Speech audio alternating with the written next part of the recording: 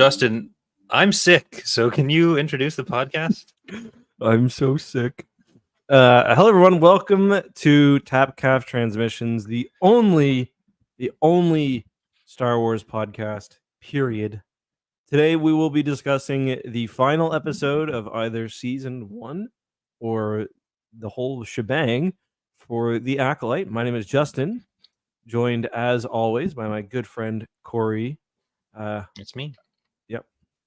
Who's sick and tired of all of these late stream starts. Yeah, it's totally not my fault ever. But just I guess to jump right into this before we get people commenting, are they ever going to talk about the show this time? Does it change your opinion of the show and of the finale if that's a series finale instead of a season finale? I mean, I'm just thinking about that tweet. So Joe, but we don't, we don't get political here. But Joe Biden just tweeted out 2 words: "I'm sick," and it was sort of like it was a lead into cooking Elon Musk, though. So yeah, which Elon's a loser, but so I don't care. But it's just like if you're a feeble old man, don't tweet feeble old man stuff, even as a joke. It was pretty funny though. All right, so I'm sick. Like that's like what my kid, like when my kids fucking wake me up in the middle of the night, standing in my doorway. Get a text from my dad. Yeah. Just a few beers, just go to sleep. All right. So, any Star Wars news that we want to talk about before we actually do get into the episode? IGN released some more gameplay footage for Star Wars Outlaws. 10 minutes. I haven't watched the whole thing yet, but it looks pretty good. I think they're like crawling inside a Sarlacc. I don't know if we talked about it, but I sent one of my employees, who a lot of you watching the stream know, Zach, down to test the game as well. I don't know exactly how much I can say. Did we talk about this last time? I think we did talk a bit about it, but everyone was still there, I think, when that was happening. So okay, so yeah, I don't even know exactly what Zach did. I didn't sign the NBA. I didn't touch the magic basketball and get the Monstar powers. I didn't sign the NDA. So yeah, I don't really know what's going on. That's kind of how I like it. Hands off. Let everyone else worry about it. But yeah, other than that, I think I saw like a publicity email today for Young Jedi Adventures 2. Yep. Okay. I haven't watched any of that because I don't think I'm the target audience, but very exciting for, I'm sure, a lot of people, especially people in the age range of my nephews who I have not introduced to any Star Wars. Or adults who've suffered serious head trauma. You mean YouTubers who have to watch it? Yeah. Well, I don't think there's anything else. The Bounty Hunter remake or not remake, but the port is coming out sooner than you'd expect, given the announcement only 2 weeks ago. Like, I think that's coming out early August, like August 2nd or something. So I'm excited to see whether Aspire has left it in a playable state or not, given what happened with KOTOR 2. Yeah, we'll see if Boba Fett is tweeting out "I'm sick" just randomly. That's Django, right? I've never played the game, so. Well, the Boba Fett tweeting out "I'm sick" is just the plot of his section of Legacy of the Force, isn't it? Yeah, that's true. Sick leg. I'm sick of Tanwi not giving me the cure. Help me secure my birthright on Mandalore. Yeah. All right, so we are at the end of the Acolyte. Episode 8 is in the books. We've had, I guess, technically the resolution to May and Osha's story for the time being.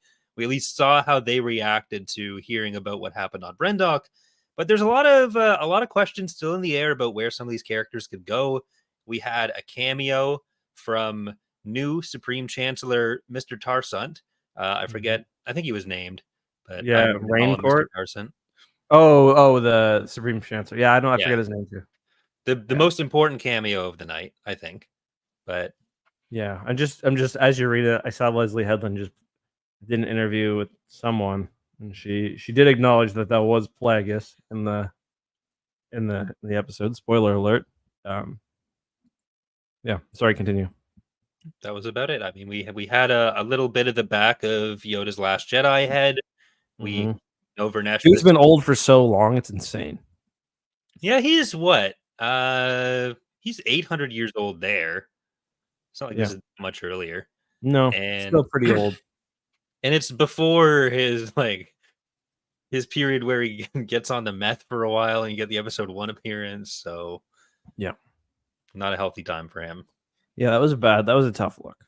I just want to read before we get into discussion. I'm just trying to skim this article as quickly as I can. And she says about Plagueis, even though they are standing there, sort of looking out at the sunset. That's Osha and the stranger at the end, ready to conquer the world. The tragedy is we know they don't. We know there can only be two. We know Plagueis is there. We know that these two are doomed in some way. So it's bittersweet, foreboding. But that's because I know about the Sith lineage and all these other things. Whereas I think a different subset of the audience can be like, they're married. Which, yeah, we know. That's kind of the funny thing about this show. Like, we know she talked about how it was kind of partially, or she was interested in how, an apprentice overcomes their master. Whether that is the case with Kamir or not specifically, we don't really know. But the kind of interesting thing is we know that they fail because we know that Yeah. Plagueis seems to be Palpatine's master at some point. So whatever the shenanigans these two get up to, they obviously it doesn't go well. Yeah, like there's been a lot of reaction to Plagueis being there, where I guess the fact that we see him creeping on them for 20 seconds, some people are taking that as like, oh, Plagueis is just hiding in a cave the whole time. No. But like this kind of spying is something we see him do in the novel. Like he literally does this. So there's two things that are kind of combined with that, where there's the part where he's in the swamp, he's creeping in the swamp when they fall over, and he's also on the Cortosis Yeah, mine he's going in the through the cave. swamp too. There was wasn't he in the swamp where he kills two Jedi? Like there's the two Jedi, there's the Nautilin. It's been a while since I read that. You might be more up Oh, to I thought date. you were talking about in the show. No. I Yeah, mean like yeah. He kills the Nautilin. The like Dark Jedi. yeah. Like the whole thing with the novel is that he has like showing how the Sith of that era balance their public persona with the fact that they're missing all the time doing these little missions. So I Yeah. don't think he's necessarily just hanging out on New Baldemnik. I think like he knows something's up with Kymir and he's New going to see Baldemnik. what's going on. But Yeah, I mean, like we see it all the time, and in the book, he's got rivals, even in the more, even in the very short. I guess it's not a short time period of it, but even in Plagueis, he's got Venomous, for example, who's a rival, not an apprentice. He has to fight him, and he's often out doing Sith stuff. He even has yeah, that little planet. Remember, like the nature reserve he's got. It's yeah. like the what's the political? What's the one called? Where all like the presidents go. The bomb shelter? Is it camp? Is it camp? No, not Camp Camp David? Maybe I don't think that's what I'm thinking of. But anyway, he goes there, and you kind of get the idea that he sort of lets loose a bit there, and he's got like the Sith side, and he's got the political and public facing side. What you got to consider too is they had one shot to show him. It needs to be clear to the general audience who doesn't know who Darth Plagueis is that this is a bad guy. Yeah. So yeah, he's looking pretty sinister. That's not to say like if he ever appears in live action again, he couldn't still be a banker or whatever else. Yeah, like I think like I'd almost bet that the main reason she wanted like Leslie Headland wanted him in this way is to make sure that he stays in Mun. Yeah. Since it's such a short shot and it doesn't impact the story. And like we already had established that Kymir had a Sith master and that he's working against him. We didn't necessarily need to see it. But since she was talking about how there was one thing that she still wanted to bring in from Legends, I think that like him being a Mun, which we talked about a lot on the podcast of thinking like they're probably not going to do that. Mm-hmm. I think I didn't think they would, but I also learned that was George Lucas's idea. for It his was design as well? it was like it was a thing that I forget what the exact status of it was. It was sort of his idea. It was like one of the concepts for a Sith, I think, and then Lucino was like, "Can I use that one?" I forget the exact story behind it, but it Yeah. was Everyone like talks about things being George Lucas's idea and like, oh, this was really important to George. Like he had a sketchbook and he probably like pointed and like, here's that one looks pretty neat. this one wasn't a goon cave. Yeah. Uh, does the dog diet set confirms the Rise of Skywalker visual dictionary confirms it's a goon cave. So that's good Yeah. to know. Well, was there any doubt? Yeah, no. But yeah, he's creepy and he's they made him look pretty good. I was pretty happy with it, but obviously, you know, it I wouldn't say I was necessarily satisfied by the finale. From the Sith standpoint, I was definitely hoping there'd be a lot more. I Yeah. wouldn't say I was really satisfied with the finale as a whole, nor the first season, or only season, if that is the case. But what about you? Like, I thought it was a fine finale for the show. Like, I think it and episode 5 were probably my favorite episodes. There was so much that uh I just feel like the show was at its best when setting up for stuff that it wasn't going to pay off because it was so much less like handholdy with the audience about it. Like the whole before this episode, the Chimera and Vernestra stuff, like you could suss out that connection, and it was obvious enough that you can see there was a connection there. Yeah. But like they really laid it out in episode 8, but it didn't go anywhere for the show. And I feel like all the stuff that was central to the plot of the show, everything with Brendock, everything with Soul, and the May and Osha stuff, it felt like the show didn't trust people to put that stuff together, Yep. and therefore it kind of retread the same thing, and it ended up feeling too shallow in that. Which is weird because there really was no room for mystery. Like we talked about this when it was Yeah, about who was Chimera's or who's going to be the stranger. There was really one option, Chimera. The other ones just didn't make sense. yeah. And that's why I made the easiest money off my life off Ilkin. Um, Did he and actually like pay up? not yet. I haven't hounded him about it though.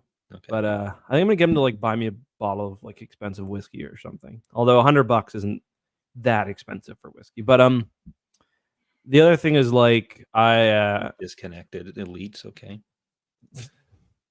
how much could a banana cost? $16. Um, fine. You want to talk about disconnected elites? I busted up my tire yesterday, and I gotta pay for that now, a new tire. But That's why I don't have a car. yeah. What was I gonna say? Yeah, and like same with the other kind of prediction that we got right, or that I got right at least. Big pat on my back was the Vernestra Chimera connection, Yeah. where it seemed like he had a whip scar, and he definitely did.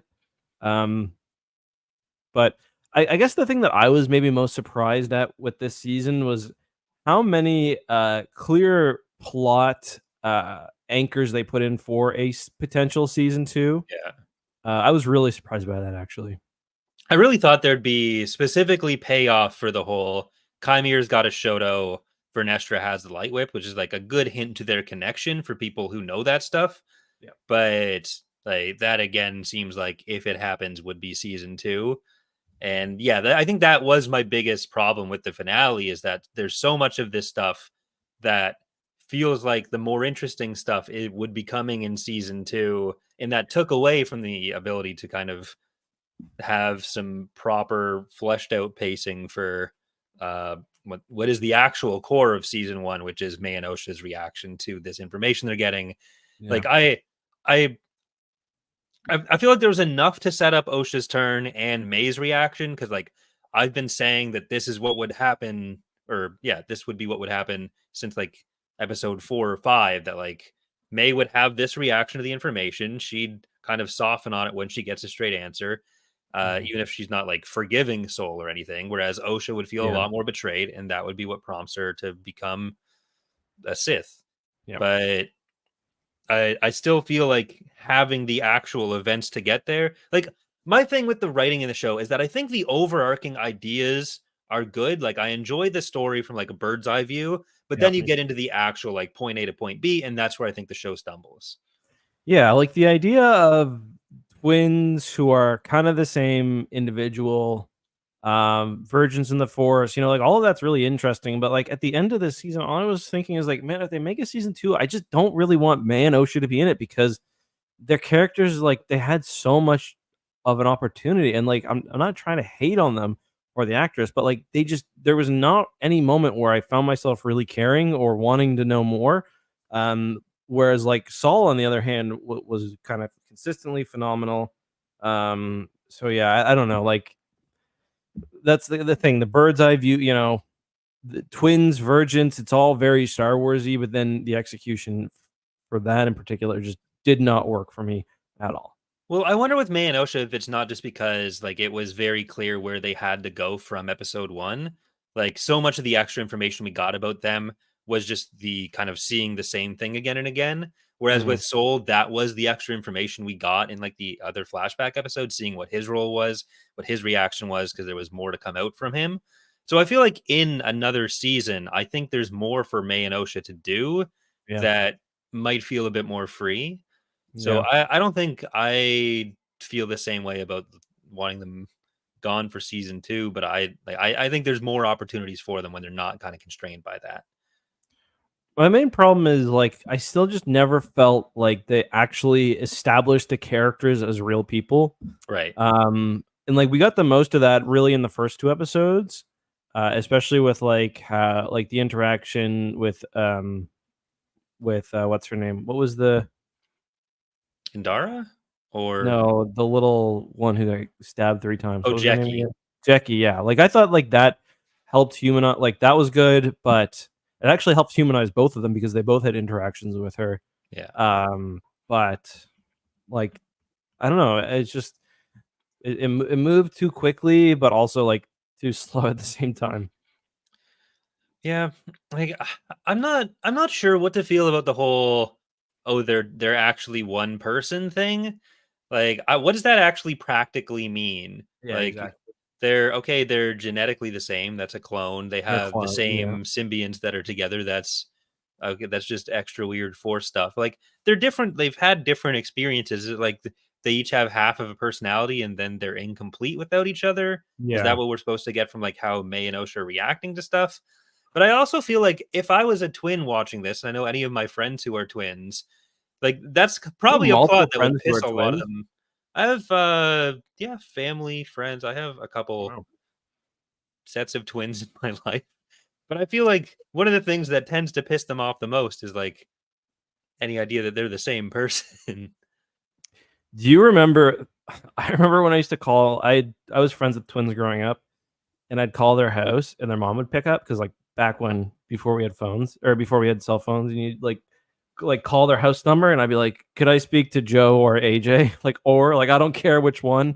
Like I'm gonna invite both them to hang out. It's like and then one would pick up and I'd be like, "Hey, Joe?" No, AJ. Oh, okay. It's fine. Yeah. Yeah, like, I just feel like the idea the thing that really gets me with it is, like, the idea that, like, oh, because they're one person, they could be put back together. It's like, well, Yeah. did I feel like you ask them right now, they're both gonna say, like, I enjoy spending time with my apparently not sister, but I'm my own person and I want to keep my own experiences. But Yeah. Yeah, maybe the interest is more in the actual virgins and how that's like yeah, fucking around with things rather than the actual product. Like I yeah, could see that's something that like Legends Plagueis would have been very interested in because like he's kind of a freak. yeah. I Like think that's what the setup there is. Like this is gonna inspire some fucking weird ass experiments. right, because like this I don't know if he does this throughout the book. I just remember at the very beginning, he watches people's like midi chlorians as Hmm. they die rather. He tries to keep them back to life, but he also like does experiments on it. So I can imagine him in like kind of a weird Nazi way finding, Yeah, that to be pretty interesting.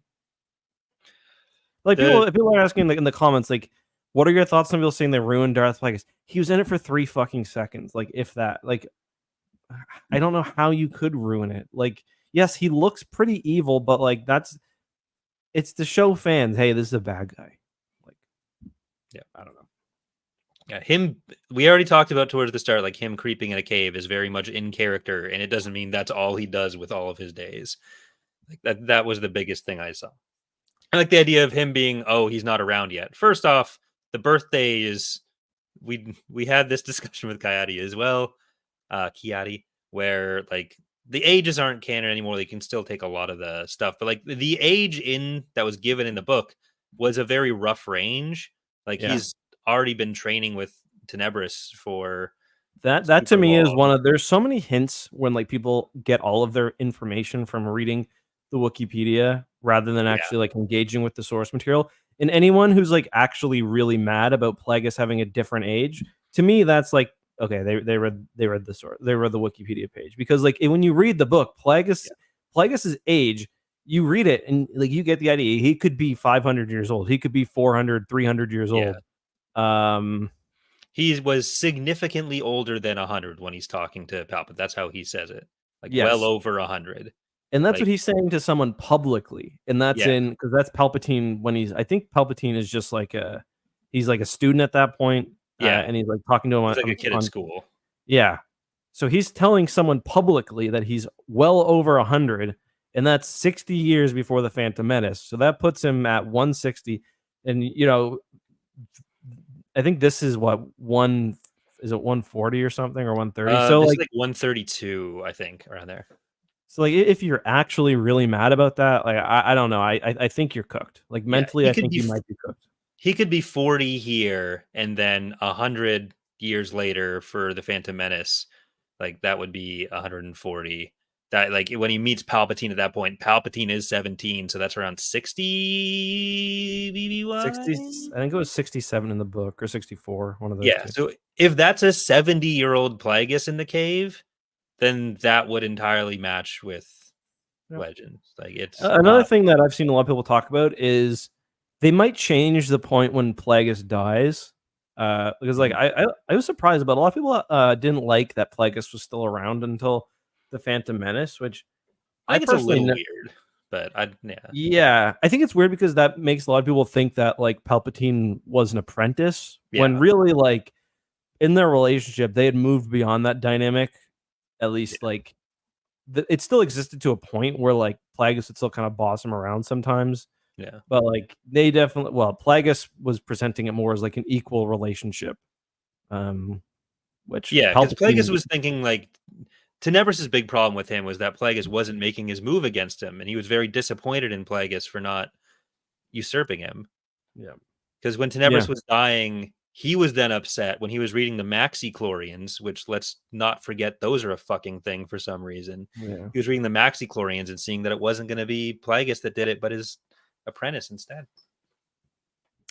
Yeah, and because Plagueis, he didn't want to he wanted to stop with the nonsense they've been doing for 1,000 years. He wanted to break the rule and kinda just keep it at him and maybe his apprentice which is, like, that's kind of what a lot of the Sith do, like, Darth Yeah. Bane kinda did that himself. Uh, he also talks about how Plagueis talks about too, y in the olden days, when you killed a Sith Lord, you had to worry about their soul coming back and try to jam their way into your body, which is yeah. Yeah, because Bane might have done that to Xana and then to like every other Sith for the next 500 years. Very ambiguous, very uncool of him to do. Yeah. But I don't know. I That is a fun conspiracy theory. I think we talked about that a bit when we did the podcast on those books, the 3rd one. yeah, we definitely should do that again. That's like the first one I want to revisit if we ever do.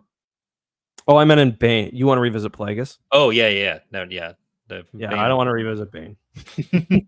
I'd do the first one again, yeah, but I I don't I wanna feel like redo it. if there is an Acolyte season 2, that'd be a good time to go back and reread Plagueis. I don't know what it would take for Bane to be topical enough to want to reread it.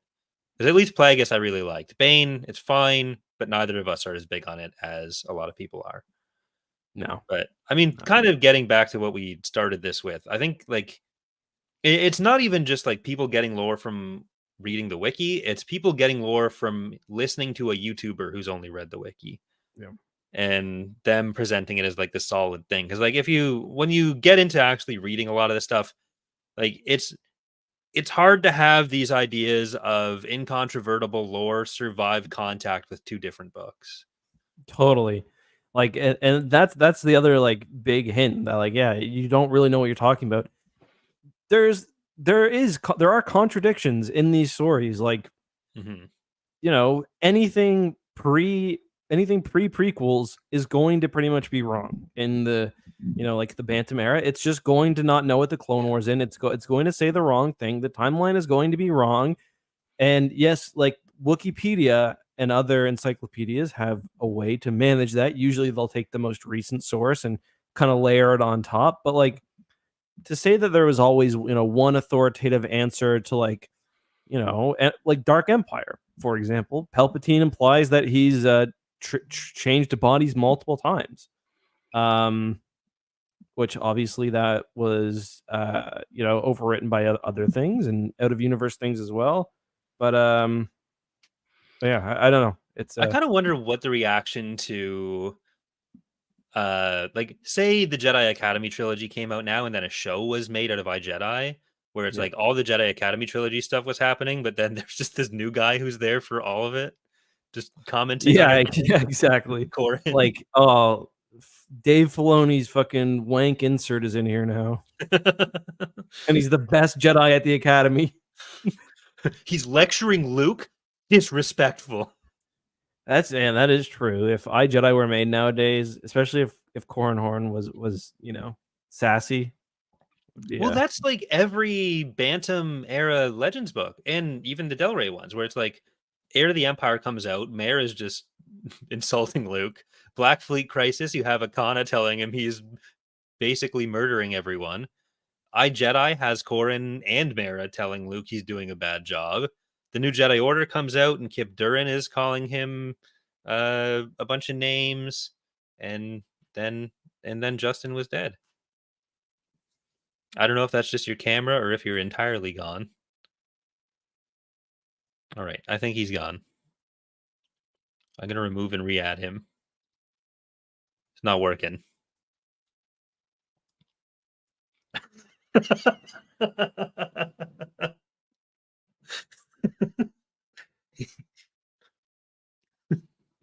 he he says Disney got me.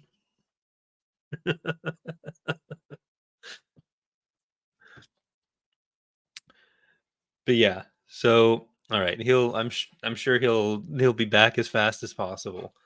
But yeah, I think one of the things that I'm kind of concerned with Plagueis, even if they do a season 2, is that it's everything we were talking about with why he might not be around in the first place.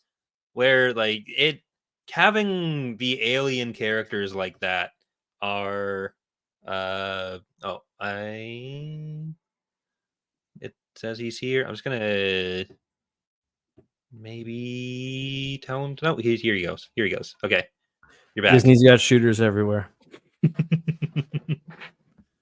You're off the you're off the tour. Yeah, I'm off the tour. But Yeah, you're saying people are mean to Luke, and yeah, they are all the time. yeah, so I guess to get back onto the Oh, you know Acolyte. what would have been? Remember when what's her name? Is it Alana? She lies about No, Luke's mom. Akana. Yeah, Akana, yeah. She lies about Luke's mom. that plot is so in like the fact that But they people were would have like, been let's so write angry this. because yeah. So What the I'm doing a hell? His mom's series. dead. And then oh, you read to the end and she's lying. Watch to the end or read to the end of your media, and you might be surprised at some of the discoveries. Yeah, it turns out all the things that may seem like plot holes might get explained at some point. Yeah. But I'm Might get doing a Star Wars series. explained. Wow, friend of the show, friend of the show.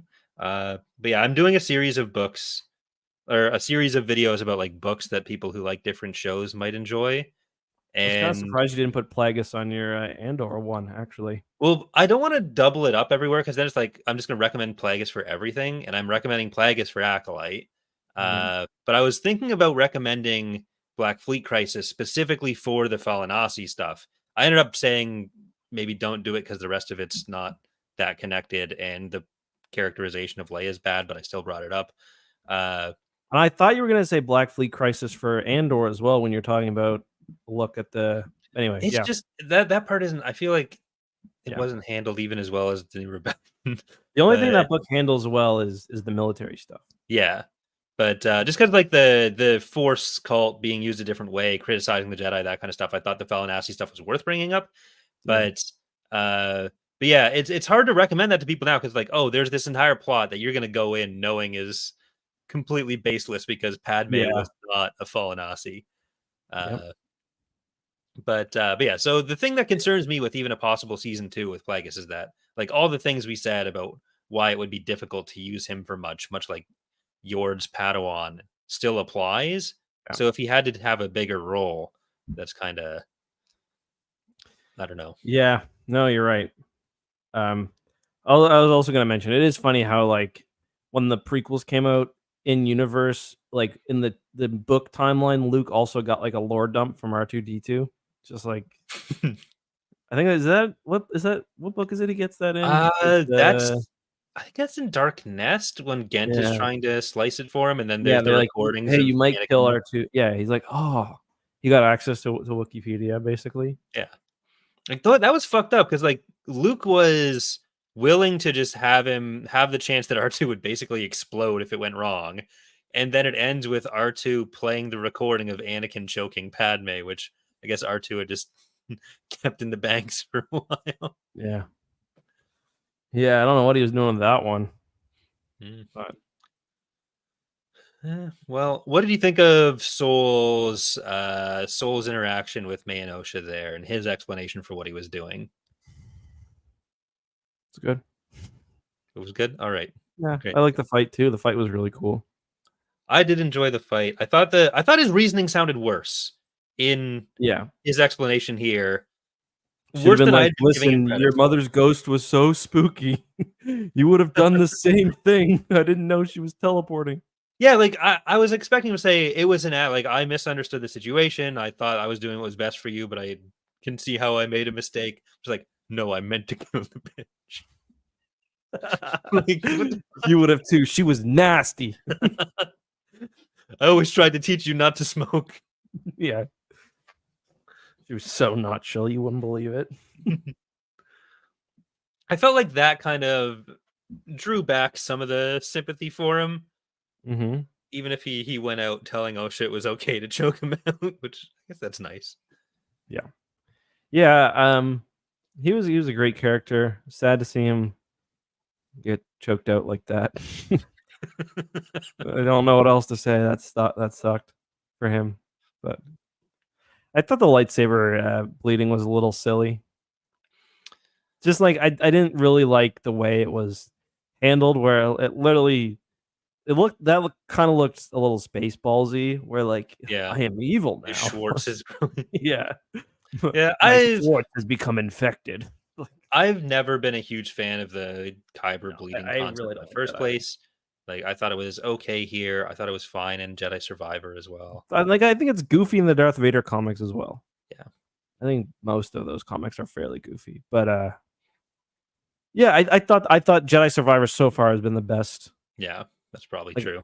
like I don't need to see Darth Vader battling inner demons for 6 issues to know that like he bled the crystal. Um, Like, yeah, I think it's the intentionality of Dagon doing it that kind of sells it more for me. Where like yeah, Osha doesn't know about this. Maybe she does know about it as a concept. I don't know. Maybe that is some knowledge she had, but like Dagon is very clearly and Vader like, oh, I want this. I want a red one now. yeah, But yeah, yeah. It's cool. yeah, kind of sad that we like. I think the biggest disappointment is that we didn't see another fight between Vernestra and Chimere. Like I did really like the fight we got between Soul and Chimere, but Yeah, it seemed like that's where we were going. I was like, oh, when she got to the planet, how are we gonna have time for this? I checked the time, there was 17 minutes left. yeah, Oh, same. she knows he's there. There's gonna be something happening, and then sadly, the light whip was only ever used to cut a bug in half. Yeah, that sucked. When I kind of figured it would happen when I saw her like show up with the whole squad though. Like she had like 30 Jedi Yeah. with her. I was like, okay, like 6 or 7 or however many there were in the first party. Yeah, you get 80 of them dead. Like Yoda's probably gonna have an Inquisition. Yeah. But is Yoda gonna have an Inquisition now? Like how much is Vernestra telling him about the cover up that she's doing now? Yeah, I So, don't know. Like that's another thing I saw some people say that like everyone knows about the cover up when like that's not the case. no. Everyone knows like people think the cover up was the Jedi covering for Saul. They don't Yeah. know that like there's a second layer. It's only Yeah. Vernestra that knows that. Even the Um fucking annoying guy thought like his first thought on getting to Kofar was that Soul was doing it, and Vernestra kind of took advantage of that Mew because she's or trying to protect Chimere. what was his name again? Yeah. I've not Mog bothered to or learn. something, yeah. He was a nerd, total nerd. Yeah. But yeah. And yeah, it's like what basically her explanation was one Jedi went bad and he went really bad, but he wasn't a bad guy. He just, shit spiraled and that wouldn't be the first time, I'm sure. But she But also thinks she's describing Chimere there, I think. So, like, as yeah, far I as think she's so. concerned, she's not necessarily lying. She's just lying about like, she's implicitly letting them come to the decision that it is Soul that she's talking about. Because from her perspective, it's not that Chimere is some outside force and clearly a Sith or something. It's here's this person I've trained before Yeah. is a Jedi, but now has lost his way, and it's up to me to protect him. And then we end up in the same cycle. Yeah, it seems to be like that. I don't know how much she's going to tell Yoda, but presumably a bit more than everybody else. Or else Yeah. what's the point? Yeah, like I feel like she could be mostly honest in that conversation with Yoda, still take most of the work upon herself, and then it still doesn't have to be the case that like Yeah. either of them know anything about the Sith for this. There is the possibility that this is used to explain how Yoda knows about the rule of two, like some connection through this, while still keeping the Jedi ultimately in the dark about the Sith. I think Mm, that is the biggest, like the hardest circle to square in prequel Jedi knowledge about the Sith, but like I feel yeah. like I mean, any speculation about that gets the same issue as I Kiadi, where like jumping to conclusions. You do have some like the Darth Bane stuff in the Clone Yeah, Wars. Like my idea, I true. guess, is that like maybe they thought Bane tried to do it and then died. Um, He tried to do a sick jump and didn't yeah, make it. he tried to do the rule of two, then just got he got headshotted from Tilted Towers. Um, yeah, Yeah, I that makes don't know. sense. I don't It's know, too bad man. Revan wasn't there for the Clone Wars with the Yuuzhan Vong. That was going to Revan be wasn't there. You wild. mean the character, the mind wiped Jedi killer, now serving the Jedi? Oh, sorry, you said I see Revan. you've read Twitter as well. Yeah. I don't think it counts when it's the master going or when it's the apprentice going after the master.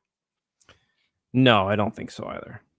Um, But if in season 2 May's combat style is running around tables while throwing grenades back at people, we'll know that's Revan. Yeah, like time stops and suddenly there's a med pack on the ground. 'Cause you can use the med pack from the menu. And then someone makes the sound. That'll always stick with me. I did get some Kreia vibes from what Chimere did with like the throw the Shoto and lightsaber situation. That More was of cool. a like a harder hitting version of it, but I like a That good fight was lightsaber hard. The throw. Kreia fight was pretty tough. Not when you max force storm and then use adrenal stare or whatever the fuck it's called. Yeah, well, I didn't do that because when I was a kid, I'd always just play as like the whatever the guardian, I guess, because I was too stupid to figure out like Mhm. the. To be fair, it's a tough game for a kid. Like the D&D Yeah. mechanics are not intuitive compared to like other RPGs.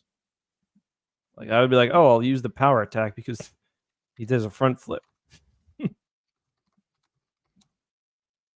Yeah, the last time I played it, I played with the restored content mod, and I'm not sure how much of the like there's parts of the game that got very hard from that, I think, and parts that got way easier.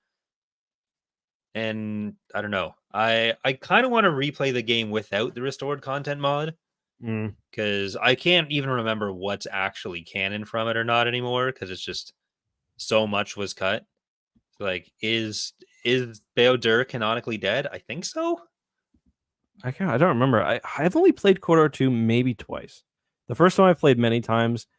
Uh, the hardest part of those games for me is always that fight against the Sith Lord on Terrace, like right like the last fight before you leave, Yeah, because I purposefully I think you do the same thing. I don't level my character up until I get to Dantooine because yeah, you get extra force points.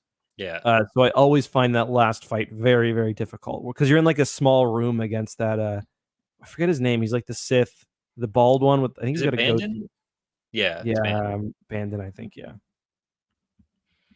Yeah. he's The Well, my problem as a kid was like I'd always want to max the like social stats, and then I couldn't do combat very well at all because I'm like, you can't lightsaber Oh someone with yeah, charisma. I I was the just same didn't way understand what they were when I doing. was a kid. I was always like, gotta max out charisma, gotta get persuade 1 and 2. When like Yeah, now I'm like, why? I'm going to shoot that man. I think it's because like I didn't want to miss any part of the game where like Yeah, you could always use force persuade. Well, I think there's like persuade 1 and 2, then also like a couple of force persuade points you can put in, yeah. plus the skill. Yeah. I think one thing that I'm definitely gonna use. No, I, I hate Paragus. Paragus is annoying as shit.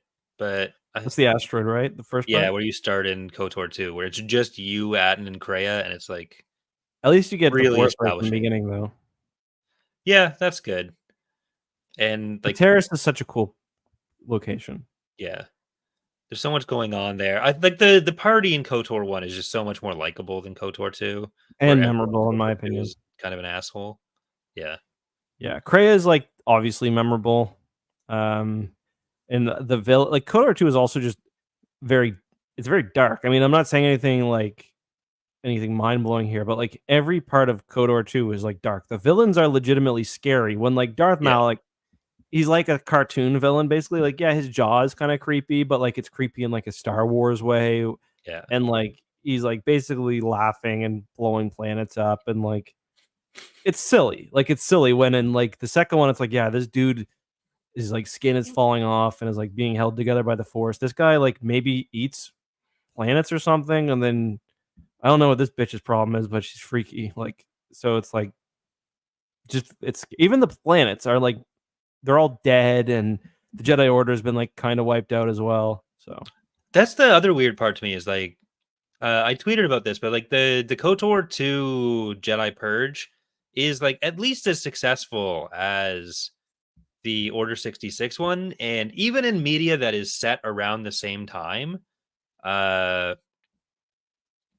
they just never mention it. Like it never comes yeah, up it's again. really In weird. Tor, the Jedi Order's perfectly fine. No one cares. Bastila was still running around at the same time. She'd left the Order because of marrying Revan, but it just wasn't a. It was basically a blip. The books don't really talk about it that much. It at least Yeah, is in terms of long term impact. yeah. It's just they didn't want to make Dantooine this nice cozy planet anymore. Yeah, Dantooine's like my favorite planet in the first game because it's so like, oh, you're in this like beautiful. I remember Dantooine back when KOTOR 1 came out was like the most visually impressive thing ever. Like I showed my mom, I remember she's like, wow. Like, yeah, I'm solving this dispute between these two houses. those are the This best sounds good. missions in KOTOR. The trial on Manon and the Dantooine murder case. The best mission though is when you've got to help the Twi'lek dancer get the audition with the hut, and you can choose to just run around in circles. Really fuck it up for her. No, couldn't be me. Light side only. But They'll okay, they'll die anyway, so who yeah. cares? Well, that's they can at least enjoy their last moments on Earth space. And I guess the underground mole people, they survive. If you finish their plot, they head off to the promised land, and I think canonically they're supposed to survive the bombing. I didn't know that. But anything else in the Acolyte that we haven't talked about, like The Chimere? fact that we're 10 minutes into a KOTOR conversation tells us probably not. We've talked about Soul. We've talked about Mayanosha. Talked about Vernestra. Talked about Why Plagueis. the fuck why did that little weasel do that? I don't know. There's like a whole other show going on with him, and he's just fucking an agent of chaos. He just hates cops. He's a James Lucino. He fucking He's a hates James cops. Lucino book. Yeah. Yeah, I don't know. That's the one thing I've seen. Like everyone, like what was Mazel doing? Like, Yeah. what's his deal? Like the thing is, Tynans can usually speak basic too, so he's fucking with everyone. Yeah, and like he probably knows a lot of shit as well. Yeah. Did he see Chimera? Because he's not like a cat. Like he's a sentient being. He's got a belt on, Yeah. for Christ's sake. He's very intelligent. Yeah, like he's holding his own. He doesn't want to be naked. Like he's got esteem and he's got pride and like. I'm trying to think. He must have seen Chimera because he at least saw him be carried away by those fucking creatures. So yeah, he's been he can tell Yoda everything. Yeah. Maybe so we don't necessarily know that Plagueis. No, we did know the interview you saw said Plagueis it was Chimera's master specifically. I don't think she really Actually, says that. No. So Plagueis could be in his apprentice form right now. Like Tenebris could be around. Yep, but sure. Basil could also be the Sith Lord, and Plagueis is Basil's apprentice. Yeah. Like maybe he's just trying to save May. Maybe he's scared about flying through an asteroid field. I think it's more likely that Basil is a Sith Lord, the Sith Lord. And we're setting up for a Yoda versus Basil duel at the end of season 2. It'll be like both sides are Yoda in the hangar duel and in the Senate Rotunda duel. I'd like to see Basil versus Yoda. That'd be very exciting. Lots of flips. Mm-hmm. What do you think about this? The article says that at one point she thought about having Plagueis pop out at the very end, like when they're on the rocks together, kind of like celebrating. Do you think that would have been better? I think that might have been. I think it would have been better, and I actually think part of it was the pose. I feel like people wouldn't have had the negative reaction they did if he was just kind of standing in the shadows rather than like doing the creep. Like he looks like he's post scamper. Yeah, he's scampered into that position. He's either mid scamper or post goon. Maybe both. He's a Sith. He's got great powers. It's like, then it would. I feel like that would imply less to people that he's just hanging out there, rather than like he came here knowing that's what. Because why is he hiding if they're already on their ship and gone? I guess, but yeah, exactly. I think that would have been better as well. Yeah, like ultimately, I don't have any problem. I call that clip. More. Okay, fine. You already have like. Look, do I need to send you my analytics to show you what my income's been like the last couple of months? I already showed you the list of the patrons. It's very sad. It's a very bad month. I bought a house and then all the money went away. Listen, I've got my child in town now. I got to take care of. That's true. You've had a fourth child. Yep. I was like to Kelsey. I told Kelsey, I was like, Kelsey, I'm gonna leave him alone for a few days. Like I want him to survive on his own. And then that night, I was like, Kelsey, I'm gonna go get a beer with Charlie. She's like, you're not. You're gonna leave him alone. I did. Left him alone. Yeah, I was like a little worried about him. She's like, you saw him, and I actually had seen him like just the day before too. So for those who don't know, who are listening or watching, Charlie, who works, I've worked with since 2018, I guess, maybe 2018, maybe 2019. No, because it was before. Yeah, 2018.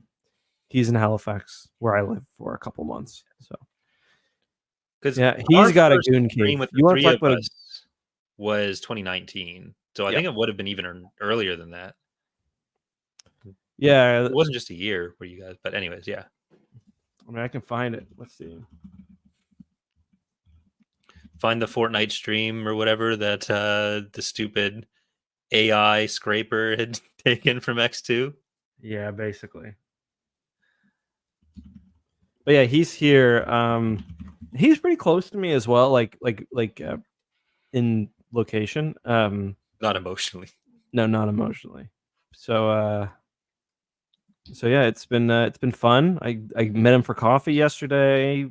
We haven't had our night out yet. I don't know if we're gonna do Burio together tomorrow. It kind of I think depends on how my children are. So we'll see.